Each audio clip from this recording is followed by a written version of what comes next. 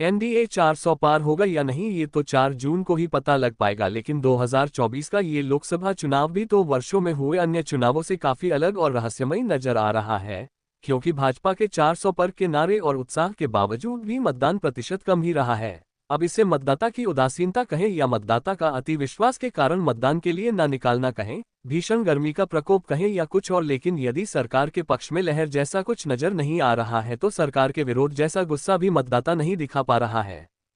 दूसरी ओर विपक्षी पार्टियों के भी जीत के अपने अपने दावे हैं, लेकिन देश की जनता के सामने वह कोई मजबूत विकल्प रखने में नाकामयाब ही नजर आते हैं। चाहे राहुल गांधी हो या ममता बनर्जी हो या तेजस्वी यादव या अखिलेश यादव या अरविंद केजरीवाल या शरद पवार या उद्धव ठाकरे या दक्षिणी राज्यों के कुछ ऐसे मुख्यमंत्री जो जीत का दावा तो कर रहे हैं, लेकिन अंदर ही अंदर उनकी जो घबराहट है वह उनके बयानों में पिछले कुछ महीनों से साफ दिखाई दे रही है। इंडिया गठबंधन का प्रमुख चेहरा नीतीश कुमार रहे थे, जो हमेशा की तरह इस बार भी एक राजनीतिक दांव खेलते हुए राजनीतिक विशेषज्ञों को भी आश्चर्यचकित कर गए। अब यदि बात करें गठबंधन की तो कई राज्यों में अजीब सी स्थिति नजर आती है, जैसे कि पश्चिम बंगाल में ममता कांग्रेस को नहीं चाहती, पंजाब में आम आदमी पार्टी और कांग्रेस में तलवारें खींची हुई है, बिहार में कांग्रेस ने लालू यादव की पार्टी के आगे आत्मसमर्पण कर दिया है। उद्धव ठाकरे की बात करें तो अपने पिता बाल ठाकरे की विचारधारा से अलग होकर वह पहला चुनाव लड़ रहे हैं। नतीजा क्या होगा इसके लिए 4 जून तक का इंतजार हमें भी है और आपको भी होगा। अरविंद केजरीवाल की हालत मुझे नहीं लगता कि बताने की जरूरत है, पिछले कई महीनों से वह मीडिया की सुर्खियों में बने हुए हैं।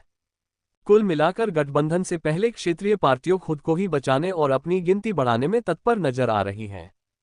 सरकार बनाने का दावा करने वाली कांग्रेस पार्टी की स्थिति तो बड़ी अजीब सी है। कांग्रेस केवल 270 सीट पर चुनाव लड़ रही है और आत्मविश्वास किस कदर डगमगाया हुआ है यह इसी बात से जाहिर हो जाता है कि राहुल गांधी दूसरी किस जगह से चुनाव लड़ेंगे। इसके लिए कांग्रेस को वायनाड में चुनाव हो जाने तक इंतजार करना पड़ा, और जब यह इंतजार खत्म हुआ तो आश्चर्य देखिए, अपनी पुरानी सीट अमेठी से लड़ने का साहस वह नहीं जुटा सके और रायबरेली से नामांकन कर दिया।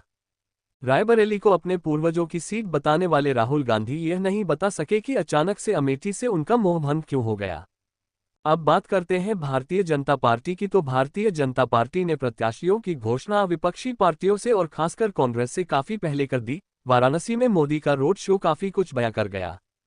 मोदी ने वाराणसी की तस्वीर और तकदीर जिस तरह बदली है उसकी बानगी रोड शो में साफ दिखाई दे रही थी। लोगों की भावनाएं उनके चेहरों से साफ साफ झलक रही थी। जिस तरह भारतीय जनता पार्टी के स्टार प्रचारक मंचों पर उत्साह से भरे नजर आ रहे हैं वह साफ दर्शा रहा है कि जीत को लेकर भारतीय जनता पार्टी पूरी तरह आश्वस्त है।